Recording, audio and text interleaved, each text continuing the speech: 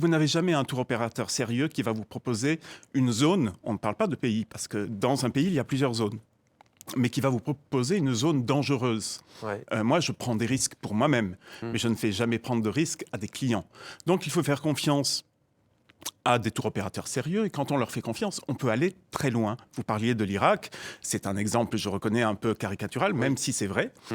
Mais alors, pour parler de pays aussi tranquilles que la Tunisie, ou même que la plupart des régions de l'Algérie, Mmh. puisque...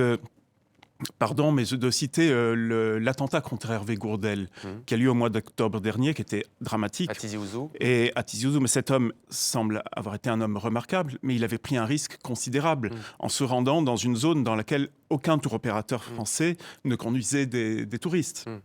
Il a pris un risque qui entraînait après le fait, par le Quai d'Orsay, de faire une erreur dramatique en mettant une liste de 40 pays, sous prétexte qu'ils étaient musulmans sans le dire, ils devenaient dangereux, ce qui est très grave. Bon, le Quai d'Orsay s'en est remis trop tard, mais ça a fait des dégâts.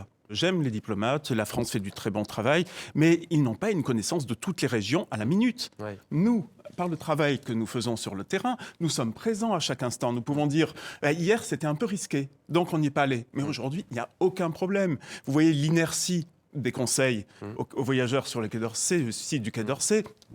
Il y a un attentat, d'abord ils mettent un mois pour dire qu'il y a eu un attentat des fois, puis après ça reste pendant 2 ans.